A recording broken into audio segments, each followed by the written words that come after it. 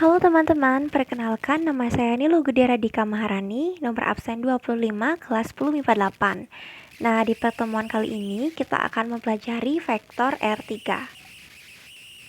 Nah, di sini udah ada peta konsepnya ya teman-teman. Nah, materi yang kita pelajari yaitu vektor R3.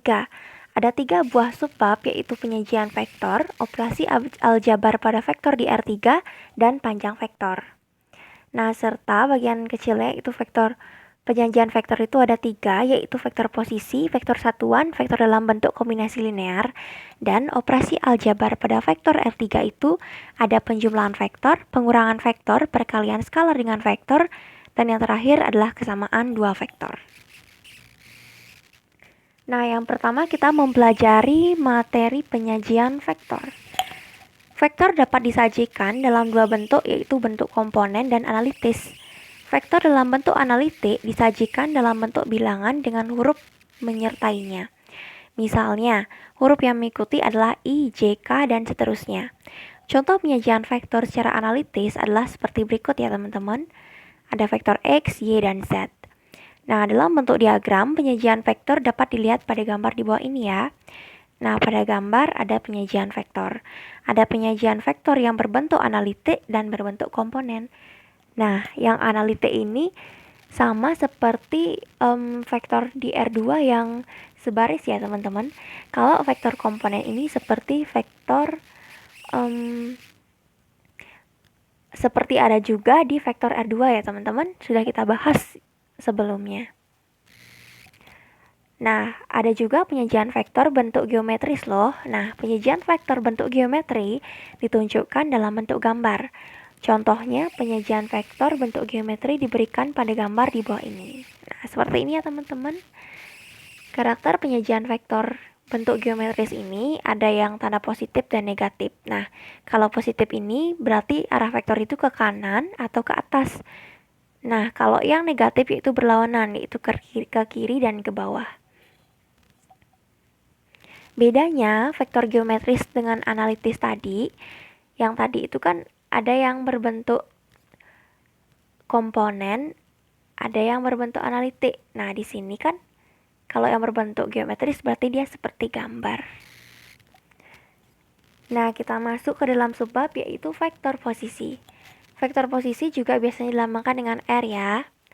Nah, misalnya titik A berada pada koordinat 4,2. Maka vektor posisi A dapat dituliskan sebagai A sama dengan 4I plus 2J. Nah, ini yaitu contoh vektor posisi pada dimensi 3. Jadi, vektor itu berada di dalam sebuah bidang ya. Atau di dalam sebuah bangun ruang. Nah, yang kedua ada vektor satuan. Vektor satuan adalah suatu vektor dengan panjang 1. Biasanya vektor satuan hanya digunakan untuk menunjukkan arah. Suatu vektor satuan sering diindikasikan dengan sebuah topi atau misalnya huruf A yang di atasnya berisi sebuah lambang. Nah, itulah lambang vektor satuan, teman-teman. Nah, untuk caranya ada di bawah ini ya. Nah, untuk menormalisasi suatu vektor A, yaitu A1, A2, dan A3, maka bagilah vektor itu dengan panjangnya. Yang isi lambang seperti tanda kurung yang lurus ini adalah berarti ini panjang A, seperti itu ya. Kemudian, vektor dalam bentuk kombinasi linear. Misalkan V adalah suatu ruang vektor dan V1, V2 adalah dua vektor dalam V. Pada V berlaku operasi penjumlahan dan perkalian dengan skalar. Artinya, kita dapat mengalihkan V1 dan V2 dengan skalar. Sebutlah K dan M, sehingga membentuk vektor KV1 dan MV2. Dengan menjumlahkan kedua vektor, diperoleh KV1 plus MV2. Nah, vektor ini disebut sebagai kombinasi linear dari vektor 1 dan vektor 2.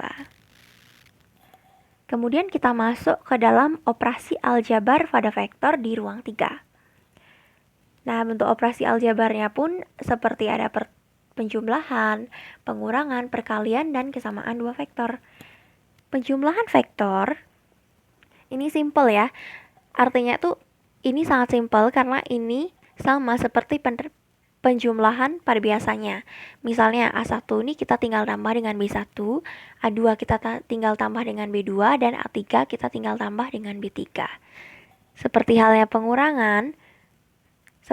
penjumlahan, pengurangan juga sama loh. Misalnya vektor A kurang vektor B, yaitu jadinya vektor A1 kurang B1, A2 kurang B2, A3 kurang B3. Nah, didapat pun hasilnya. Kemudian perkalian skalar dengan vektor. Apabila vektor V merupakan vektor dan K merupakan skalar, maka perkalian vektor menjadi seperti ini ya. Nah, hasil kali skalar dua vektor. Selain rumus pada R3, terdapat rumus lain dalam bentuk kali skalar dua vektor loh. Nah, seperti ini ya teman-teman. Maka akan didapat rumus seperti ini, yaitu AB sama dengan A1B1 tambah A2B2 tambah A3B3. Kesamaan dua vektor. Dua buah vektor A dan B dikatakan sama apabila keduanya mempunyai besar dan arah yang sama ya. Misalnya di sini ada sebuah gambar vektor A dan vektor B itu mengarah ke kanan atas dan panjangnya pun sama, maka ini bisa disebut dengan kesamaan dua vektor. Kemudian materi terakhir yaitu panjang vektor. Seperti pada materi ruang 2, nah di sini ada 3 cara. Yang pertama untuk menentukan panjang vektor salah satunya. Ini cara 1. Kemudian cara 2 ini untuk menentukan panjang dua vektor langsung ya, misalnya panjang AB seperti itu. Kemudian yang ketiga ini menentukan panjang vektor apabila diketahui sudutnya. Misalnya nih, di sini ada dua vektor di sebuah titik koordinat. Kemudian ada sudut yang diapit, sudut alfa yang diapit, maka kita akan menggunakan rumus ketiga. Nah teman-teman, sekian dulu, terima kasih ya. Maaf karena ini error, jadinya soalnya tuh ketinggalan, nggak masuk dalam PowerPoint. Nah, saya akan memberikan soalnya. Nah, soalnya ini ya teman-teman.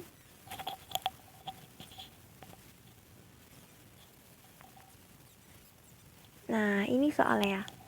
Ada satu soal di sini sangat mudah sekali dan ada dalam materi. Terima kasih teman-teman, maaf karena kurang nyamannya.